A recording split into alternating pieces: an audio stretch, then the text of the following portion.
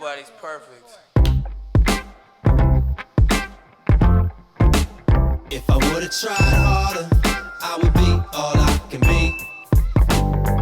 If I would've tried harder, I could've sailed the 7 seas. I could've sailed them. If I would've tried harder, I would be a better man. I guess he doesn't like pictures.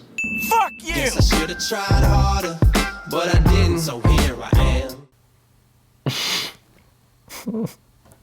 Well, let me just take a moment.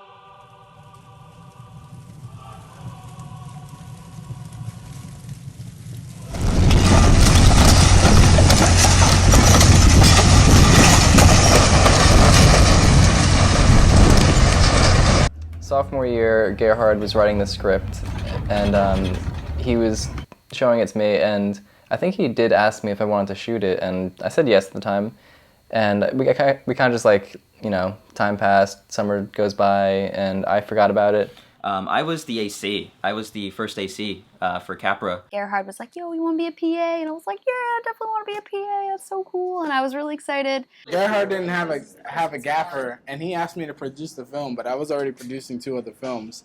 So I went on Facebook, and I was like, I'm gaffing this film. Pre-production was shit. I thought, like, as a producer, I could say, hey, here's how to structure, like, a good crowdfunding campaign. I didn't think my job necessarily meant, hey, Chris, raise $2,000.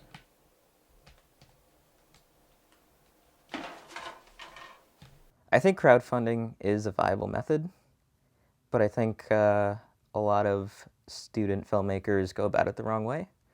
And that is literally sitting in front of the camera and just begging for money. Let's take a look at the crew. I think you should beg for money. Oh, God, fuck! I think a lot of the good crowdfunding steps were taken.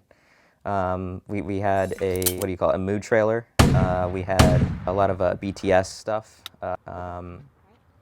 Whether or not it was successful, that's another topic of discussion. We originally wanted to do a site called Seed and Spark, which was this really, really cool internet campaign site that spoke directly to indie filmmakers. And they have an 80% success rate on their site.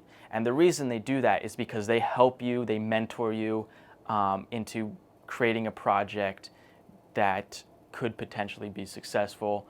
But we experienced problems with their website. Like, it just wouldn't load for us. It wouldn't let us ever like log in, and we had so many issues that we were like, if we're having issues, then that means our potential backers are definitely going to have issues, and they're not going to stick around for an hour trying to donate. They're going to just move on. It became down between Indiegogo and Kickstarter. Gerhard's stupid. He shouldn't have done a Kickstarter. You don't get any money on Kickstarter. Indiegogo is probably a better platform for filmmakers. You could just put it up there, and whatever money you raise, and that's the end of the story. A lot of people like that because they're lazy. But that, you know, at least you get your money. And you have absolutely no faults if you raise less than half of your potential goal. But with Kickstarter, there's a catch. With Kickstarter, you have to make all your money or you get none of it. Then don't use Kickstarter. Just don't.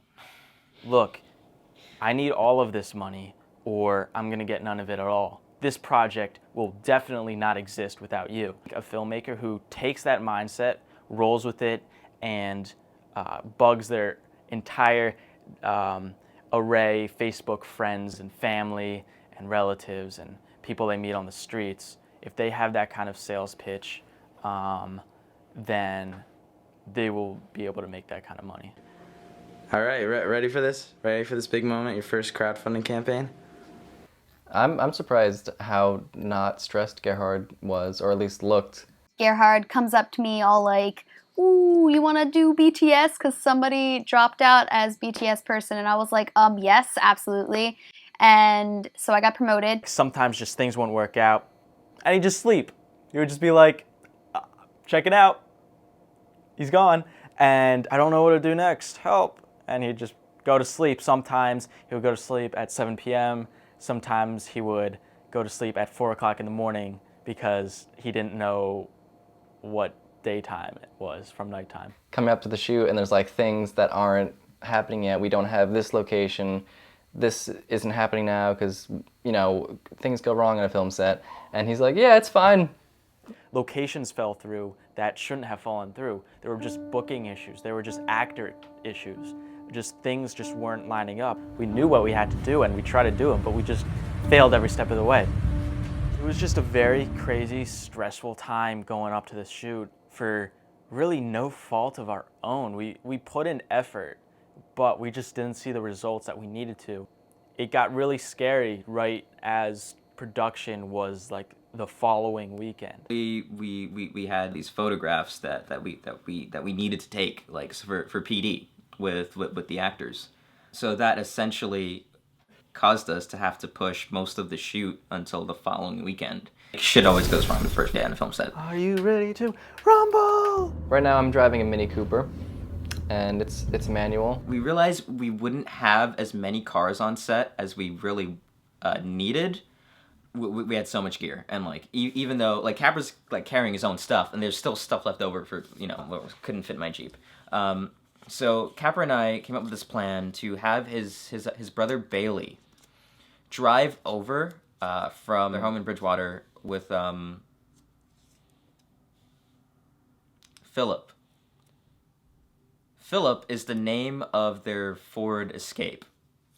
I believe it's Ford Escape. It's SUV, which can fit like half the gear, if not more. The plan was for him to drive Philip over, take the Mini back, and use the Mini for the weekend while we used the Philip and like had all that trunk space. We did that, and then he was driving, I guess, on the Parkway with this, and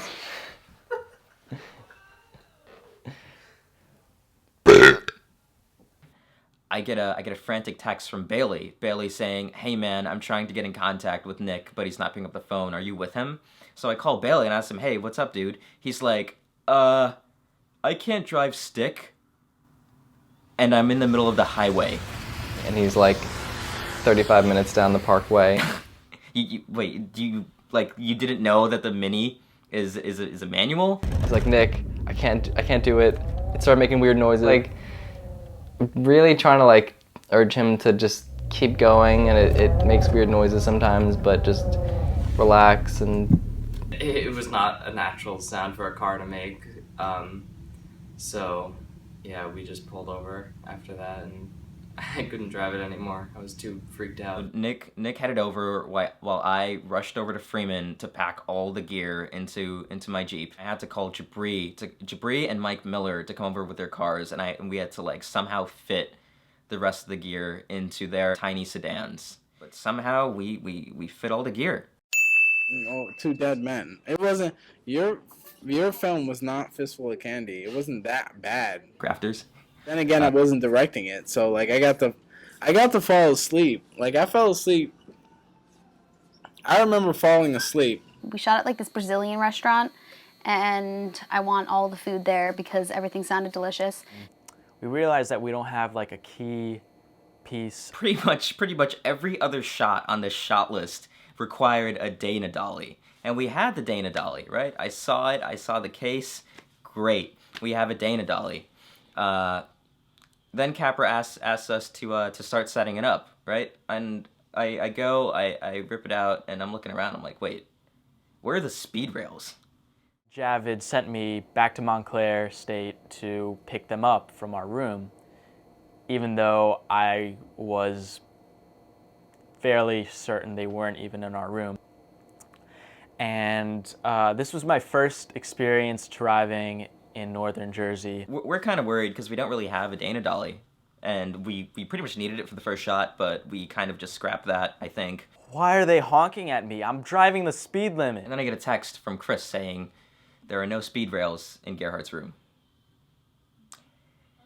So we had a Dana dolly with no speed rails. What are we gonna do?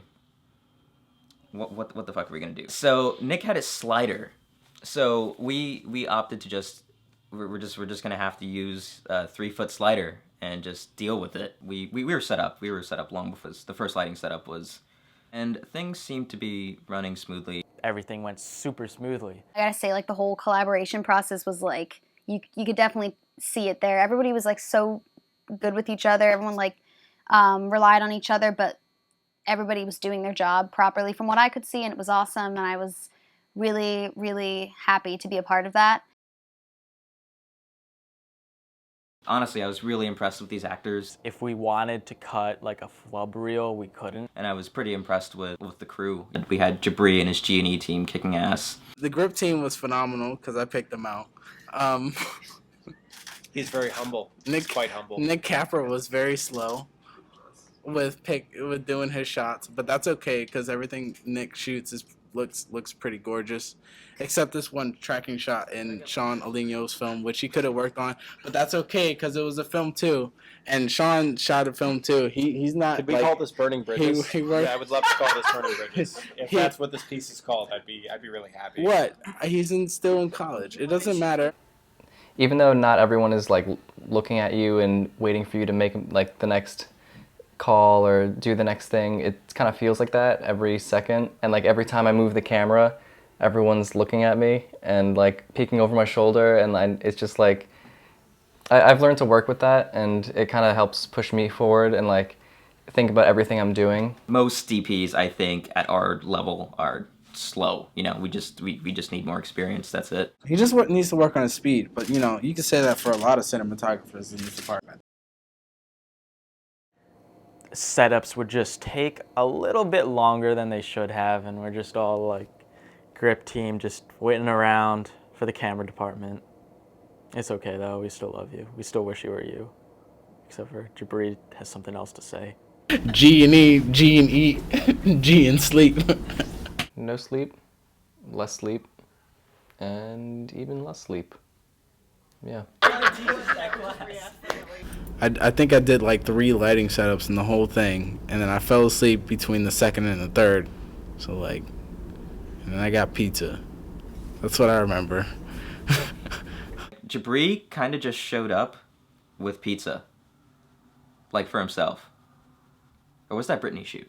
No, that was his. No, Brittany had a diner. He had a pizza restaurant next to his. Yeah. Remember, because me and Dorian walked in with pizza, and you guys were like, we're so hungry. And I was like, haha, motherfuckers, you picked the wrong department. Dumbasses. Just Jabri had pizza, and that's all I remember. Fucking drove Javid's car and nearly gave him a heart attack. I'm not even going to go into that because I'm pretty sure that's all Javid's interview. I'm standing there and just watching as like Gerhard says action. The Frank actor runs up to the car, starts banging on the glass with his knuckles, freaking pulls open the door, jumps in, and he's like, go, go, go. Then Tyler literally fucking stomps on the fucking gas and turns a sharp fucking left. Like, Gerhard, what the fuck? You didn't tell me this would happen. Then all of a fucking sudden, the fucking silk goes flying down onto the ground. Like, everything's just going wrong. Dude, Gerhard owes me money because he blew up my tires and stuff. It's midnight, and a bunch of us are still there. Night, exterior, diner. We have all of the equipment outside of the restaurant, ready to be picked up by all our cars. People are inside, just like, I guess, wrapping up whatever else, when all of a sudden I see this... Insert cop car.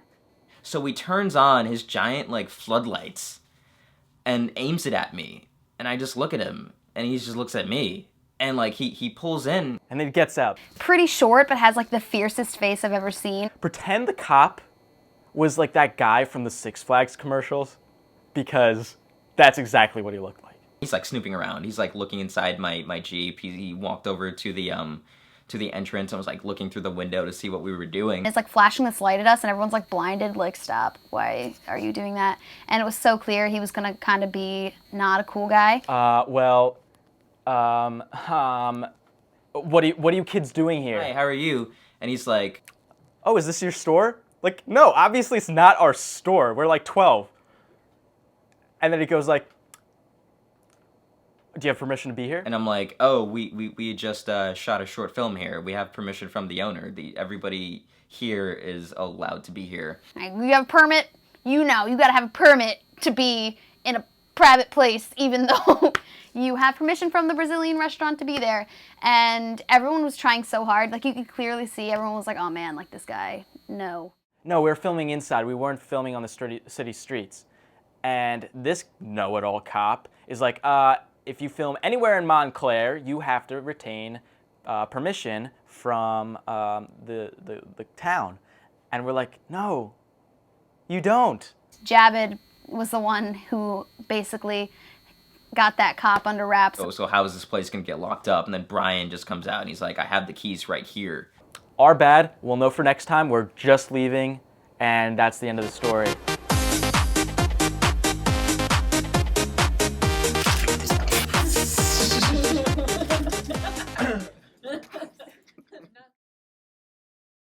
I think the hours on the first day were good. I think we wrapped, like, 12-hour time span, which is normal. I know everybody else is bitching, but, they're a bunch of pussies, so...